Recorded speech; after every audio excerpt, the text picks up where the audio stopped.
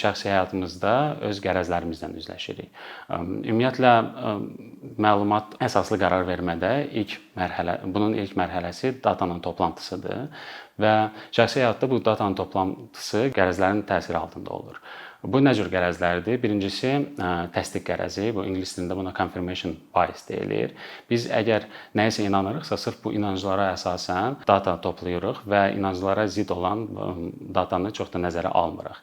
Məsələn, mən Tesla şirkətinin aksiyalarını almaq istəyirəm və mən Elon Musk'ın böyük fanatıyam. Və mən ona görə sırf onların hansı maliyyə nəticələrini pozitiv tərəfdən baxıb bu datanı nəzərə ala bilərəm. Halbuki son rübdə hansı mənfi cəhətlərini, mənfi maliyyə analizlərini çox da nəzərə almamaq ehtimalım var. Və bu səbəbdən də sırf Elon Musk'a inandığım üçün gedib məsələn Tesla'nın aksiyalarını alıram. Bu təsdiq qərəzidir. Növbəti qərəzlərdən də biri ingilis dilində survival bias deyirlər. Bunun Azərbaycan dilində tərcüməsi sağ qalma qərəzi kimi tərcümə eləmək olar.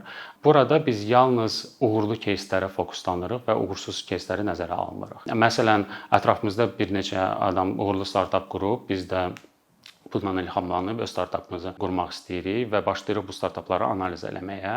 Halbuki milyonlarla startaplar var ki, uğursuz olub və biz onları nəzərə almırıq və bu da doğru seçim deyil.